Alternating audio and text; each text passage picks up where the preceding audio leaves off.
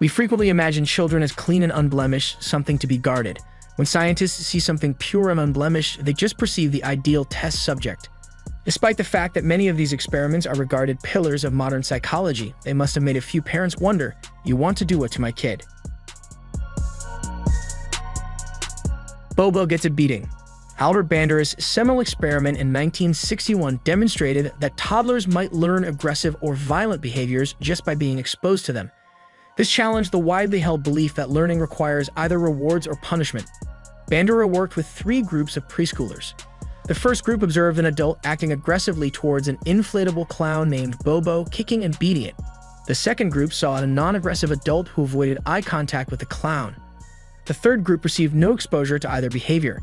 The kids were later left alone in a room with the inflated doll and numerous other toys. Children who witnessed an adult acting aggressively and violently towards Bobo were considerably more inclined to kick, hit, and attack the clown doll. Children who were exposed to these behaviors were more likely to adopt them, even if the adult did not direct or reward the child. Who's that baby in the mirror? Beulah Amsterdam of the University of North Carolina initiated a series of mirror tests in 1972 to assess children's self-awareness. Researchers applied rouge on the noses of toddlers aged 6 months to 2 years, then placed them in front of a mirror and asked the child's mother, "Who's fat?" The children, aged 6 to 12 months, thought they saw another baby and approached it. By 20 to 24 months, however, the majority of the youngsters realized they were viewing themselves and pointed to the rouge on their nose.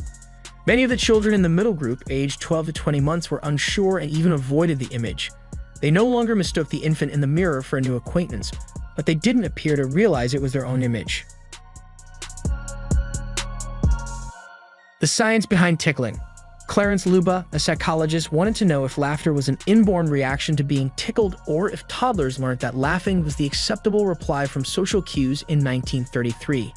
To discover out, he chose to exclusively tickle his newborn baby during specific trial periods. Luba donned an expressionless mask for every experimental tickling to prevent his own facial expressions from influencing the youngster. Even still, Luba's son always laughed when he was tickled. The experiment appeared to be a very frightening success. Luba's wife allegedly ruined the experiment one day by unsanctioned tickling of their son after a bath. The psychologist performed the tickling experiment on his second child, a daughter, to gather more data. At the very least, this assured that the siblings would be able to save money in the future by splitting the expense of a therapist. Making babies see the impossible. Professor René Bailargen of the University of Illinois devised an experiment in 1985 to determine whether infants comprehended the notion of object permanence, which states that an object exists even if you can't see it. For example, we know that the Eiffel Tower in Paris remains standing even when we are not gazing at it. Bailargen demonstrated a toy vehicle sliding down a ramp with a piece of the car's path obscured by a screen to infants aged 6 to 8 months. The screen was then placed over a solid block close to the track. Finally, a solid block was set over the track, obstructing the car's passage, which was then obscured by the screen. Each time, the experimenters drove the automobile back up the ramp. They modified the final condition, however, so that the automobile reappeared, despite the fact that it should have been stuck behind the buried block laying on the track. Bailargen discovered that when newborns were presented an impossible occurrence, they gazed longer, indicating that they realized something was wrong.